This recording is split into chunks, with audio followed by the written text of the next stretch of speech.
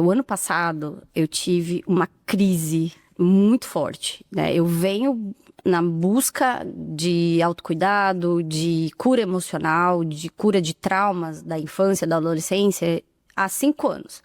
Mas o ano passado, eu fiquei muito doente, muito doente. Eu tive um burnout por conta do trabalho, por uma trajetória de trabalho, né? Eu falo que eu sempre tive que trabalhar. Eu nunca tive a opção de... Eu sempre tive que trabalhar. Eu fui mãe solo da minha filha, depois eu tive o Thiago, eu tenho o Thiago de 16 anos. Então, hoje meu esposo, ele não consegue cuidar, né, da primeira família e da gente financeiramente falando, suprir tudo o que a gente precisa e o que a gente sonha, né? Então, eu preciso trabalhar, eu trabalho CLT porque eu realmente preciso. Só que na empresa que eu trabalhava, é uma multinacional, com pessoas que trabalham há muitos anos, tipo há 30 anos. E o machismo impera. A área industrial é uma área que é extremamente machista, né? E ali no contexto, um dia a gente foi almoçar, estava eu com mais 3 mulheres e 2 homens.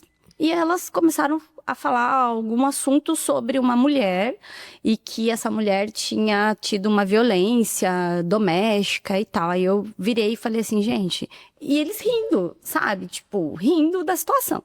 Aí eu falei, gente, não é engraçado, né? Ter uma mulher que tem esse... Eu falei assim, eu já passei por isso e não é engraçado. Aí um homem vira e fala assim... Ah, mas também o jeito que você apanhou porque mereceu. E as outras 3 mulheres riram disso. E aquilo, pra mim, foi um dos primeiros gatilhos que eu tive de crise de ansiedade dentro dessa empresa. Entre outros ali voltados para o meu trabalho em si, o meu ofício em si. Mas naquele momento foi aonde hoje, né, eu consigo ter a clareza que foi o primeiro gatilho para eu ficar doente naquele local. E aí, nesse lugar, eu fiquei quase 2 anos, né?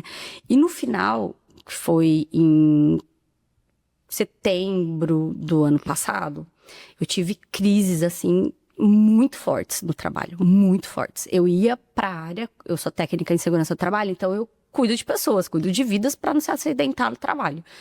E eu ia pra minha área de trabalho, o trajeto que eu andava, eu ia chorando.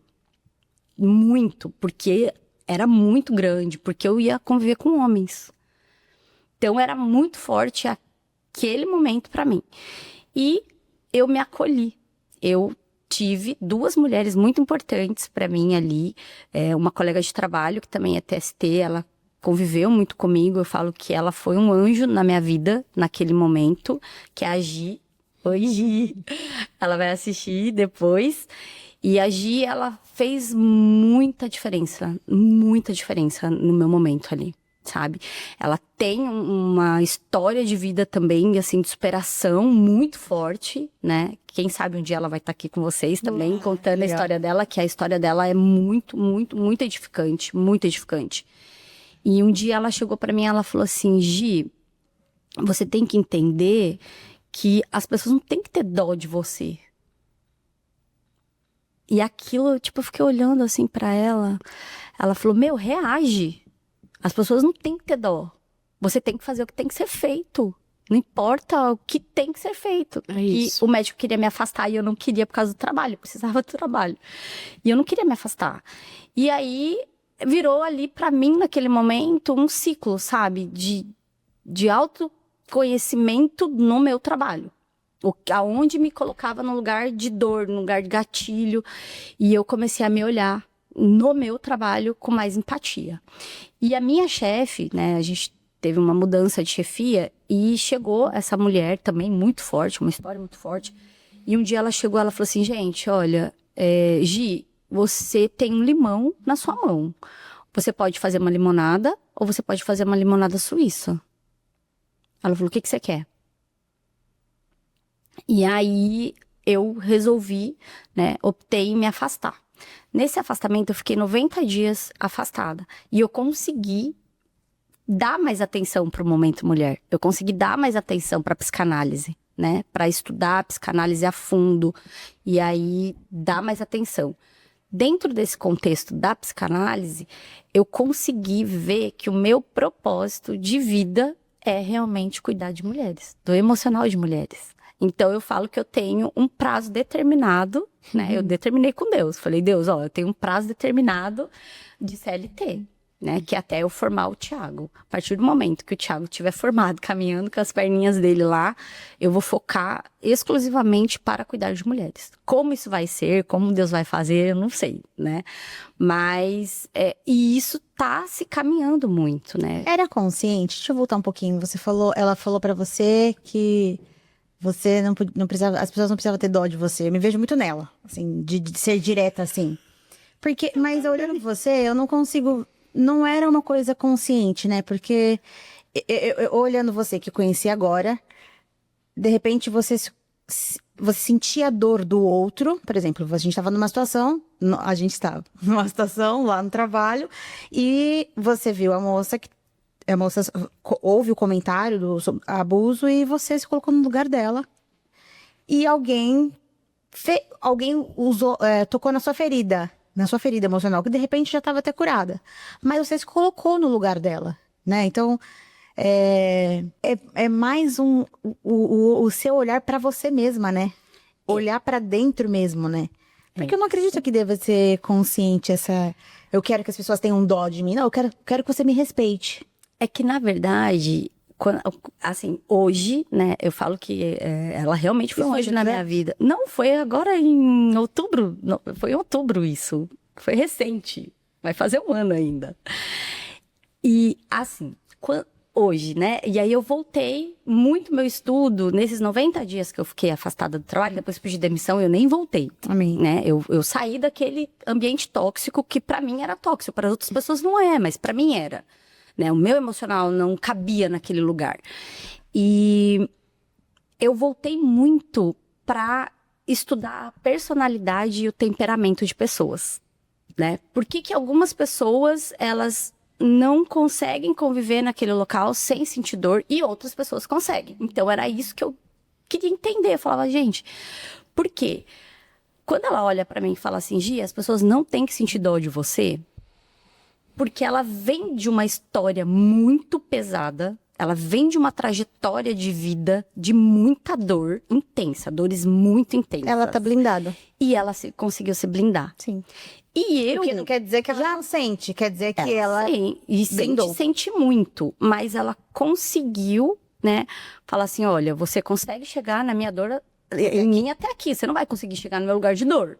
E eu não conseguia isso. Você se envolvia. Porque eu me envolvia emocionalmente na história do outro, eu me envolvia emocionalmente no contexto, no ambiente, sabe? E eu não conseguia ter essa inteligência emocional de não expor de uma forma negativa o que eu estava sentindo. Então, eu acredito que ela, também naquele momento, também é uma a bagagem percepção sua. dela é uma bagagem Essa de minha. você não também faz É parte uma da sua bagagem minha. E assim, era a percepção dela, que ela via assim, nossa, a Gi, talvez, que as pessoas tenham dó dela do estado que ela tá. E talvez era isso mesmo, né? E aí eu comecei a me olhar e falava, opa, peraí, eu sou tão empoderada para um monte de outras coisas na minha vida, eu saí da minha cidade, eu peguei meus filhos, coloquei debaixo do braço, vim enfrentar uma cidade como Praia Grande, como Santos, enfrentei tantas dificuldades da minha vida pessoal, e por que no trabalho eu não consigo, né? Por que me atinge tanto essa parte do machismo, essa parte das pessoas, por que me atinge tanto? E ali eu consegui me curar, né? Porque a gente só se cura quando a gente cai na realidade. Sim. E uma das coisas que eu trago muito hoje para minha vida é a minha autorresponsabilidade. Você só vai passar o que você está passando quando você permitir. A partir do momento que você não permite mais que as pessoas te coloquem no lugar de dor, que as pessoas façam com você o que você não gostaria que fizessem, você não vai mais passar. Você vai dar o seu jeito, né, de você não deixar. Eu fui pro Nordeste, fiquei 6 meses lá. Eu saí dessa empresa e já fui pro Nordeste. E lá, não foi fácil também, né, porque é um mundo muito machista. Não foi nada fácil. O meu gerente era, assim, nível hard do machista. Mas eu consegui me impor, eu consegui colocar limites na nossa relação, com respeito, porque tem hierarquias, mas eu consegui colocar respeito. Até eu, né, terminei o meu propósito lá, deu tudo certo, fiz o meu trabalho com excelência. Hoje pessoas me ligam, a minha equipe, eu coordenava uma equipe de 10 técnicos. Então, assim, a minha equipe, a gente tem um grupo particular, a gente se fala, eles desabafam, eu consigo acolher, mesmo não estando mais, né, lá. Mas é isso, a gente consegue sim superar traumas que a gente consegue colocar limites a partir do momento que você traz para si a autorresponsabilidade, que o outro só vai te colocar no lugar que você quer. Que você aceita. Às vezes não quer, mas aceita. Ou tipo assim, eu acho que tudo, tanto positivo quanto negativo. Sim. Eu acho de que é uma escolha. Eu penso dessa forma, eu acho que tudo na nossa vida é uma escolha. Se você decide ou não ficar naquele lugarzinho do mimimi, né? Falando bem geral mesmo.